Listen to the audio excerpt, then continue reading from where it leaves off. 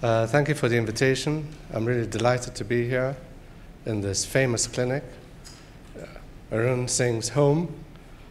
We've known each other many years, and we've given lots of courses together, we've written books together, and it's great to be here in your clinic, and it's great to support the Ocular Melanoma Foundation. It's a wonderful organization.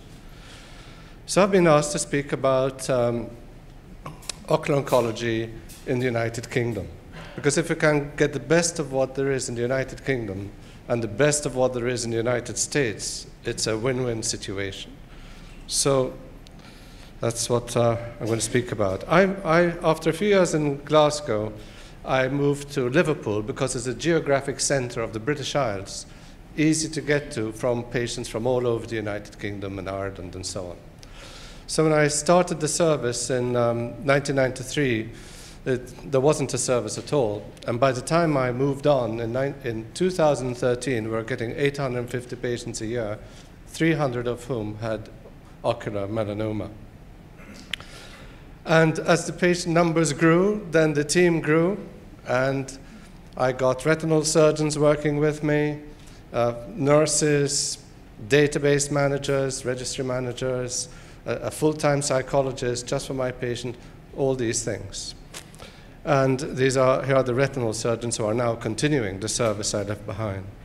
And in order to make everyone work well together, we had multidisciplinary team meetings once a week, so everyone would be coordinated.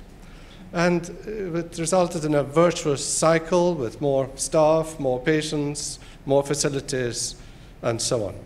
So that, at least in Liverpool, it was no longer an orphan disease, so to speak. Unfortunately, I had all therapeutic modalities at my disposal, except for stereotactic radiotherapy, which I didn't need because I had proton beam, plaques, surgical resection. And that made it possible for me to mix and match the different treatments according to each individual patient. Same with conjunctival melanomas. We're able to combine different treatments. For instance, by combining with radiotherapy, it was possible to reduce the surgical excision and to reduce the complications from extensive surgery. But it wasn't enough just to treat the patients. It was also important to provide a holistic care. And so an awful lot of attention was given to the holistic care that we gave to our patients. We gave them a book when they first arrived, a website. And since 1992, every new patient of mine has received an audio recording of what I said to them. First with a cassette, and then with a CD. And then when I moved to the United States, I had to get ethical approval first, and that took a bit of time. And now they're getting their conversation emailed to them so you can listen to what was said in the clinic and remember what was said.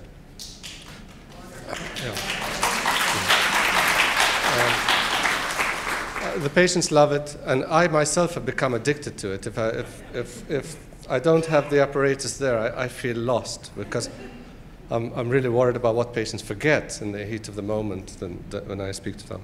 And then nurses too, ophthalmic nurses, ocular oncology nurses provide enormous support to the patients, much more than what we can give. Because even if I ask patients, do you have any questions? They say no. And then they speak to the nurse, and they've got a dozen questions. You know, they don't want to take up. You don't want to take up the doctor's time, so to speak. But a really important thing that I did was to set up a registry, because each patient is unique, and you can get misleading impressions from individual patients. But if you lump all the patients together into a database, you start to see patterns emerging. And like that, you can see the disease. You can see there's an expression, you can't see the wood for the trees. But if you've got numbers, you can do statistics, and then you can know what's really happening underneath the surface. So that has resulted in lots of clinical research, basic science research, evaluation of treatments, development of treatments. It resulted in the classification of conjunctival tumors worldwide. And another aspect was it wasn't enough just to measure vision and local tumor control. It was also really important to measure the effects of our treatment and the effects of the treatment on the patient, on their feelings, on the fears, on the psychology, quality of life, and like that we're able to understand everything much better and adapt to each individual patient. We had data on more than 1,500 patients. And the presence of the data and tissues together created wonderful opportunities for basic science research, for developing tests, and understanding the way these tumors think and behave. So the whole industry developed around that. And then in 1996, this important paper from Germany came out about the genetic types of uveal melanoma. And I went to my hospital and I said, look, if our patients ever find out that we're only treating their eye and not doing anything for their survival, they'll never forgive us.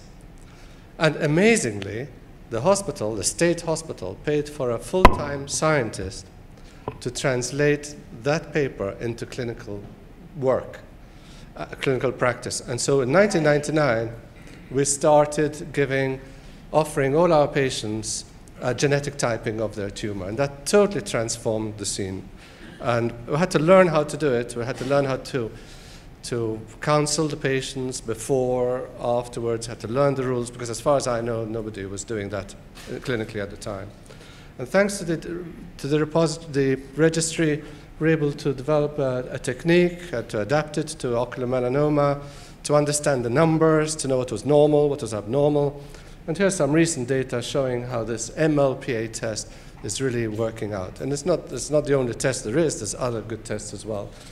And now we're using next generation sequencing, which gives 100 times much more information than MLPA on lots and lots of genes.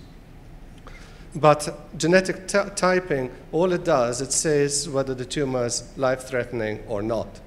If you're going to give a prognosis, you've also got to take into account the age, the gender of the patient, the size of the tumor, all sorts of other things. So there's complicated mathematics, and we're able to develop a tool on the internet for the prognosis to be estimated. And this is being used around the world. It's free of charge.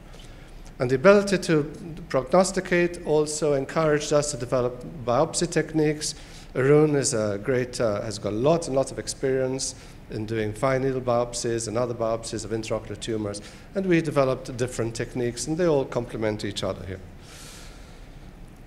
Having a good prognostication enabled us to screen, but the health service in Britain couldn't afford MRIs on everybody. But thanks to the prognostication, we were able to target the high-risk patients, and therefore we're able to offer MRI to these patients, which would otherwise have been totally unaffordable. And so that screening process, in turn, resulted in trials, more patients getting systemic treatment, which would otherwise have been impossible without the screening, which would have been impossible without the genetic studies, which would have been impossible without the registry that we had. But we all want adjuvant therapy. I've been beating my fists wanting this adjuvant therapy for years and years. But we need to understand, the oncologists, that these drugs are very dangerous. They can cause harm and they can cause good. And it's very difficult to see what you're doing unless you have safety in numbers. And our statisticians did calculations which worked out that you need several hundred patients over several years in order to be able to see whether a drug is effective or not. So if you're a bit frustrated that your oncologist is not offering you an adjuvant therapy, then it's important to understand that these drugs are a double-edged sword, and one of the caveats of medicine is to first do no harm, and these drugs can sometimes be worse than the disease that they are treating. So it has to be done carefully. But here's one of our patients. We're seeing more patients like this, even over here, who've survived. There's Leslie Kirkpatrick, who you might have heard of. She's a family doctor, and I treated her with proton beam in 2007. She's still got 20/20 vision. In 2009, she got metastases, and she had all sorts of treatment. She's been diving, skiing, and I got this email just a few weeks ago when she had run a triathlon, and that's an amazing achievement, and it gives us all hope for the future. This is where we're going, hopefully sooner rather than later. And soon, years ago, if someone had diabetes, they just died. Now, look what's happening to diabetes patients. They're living, with a chronic disease, but they're living happy lives. And this is what's happening with more and more cancers with every day that passes. So just when everything was going really well, I got this invitation to go to San Francisco to set up a new service there to bring the British ideas to the United States and to make the most of the United States resources and facilities. It was difficult to leave Britain, but luckily I had successes to continue, and that gave me the freedom to come to the United States and to try to repeat the whole experience over here, and I'm really, really excited to be here. So I'd like to acknowledge my team in England, my team in the United States, and to thank you once again for your attention. Thank you.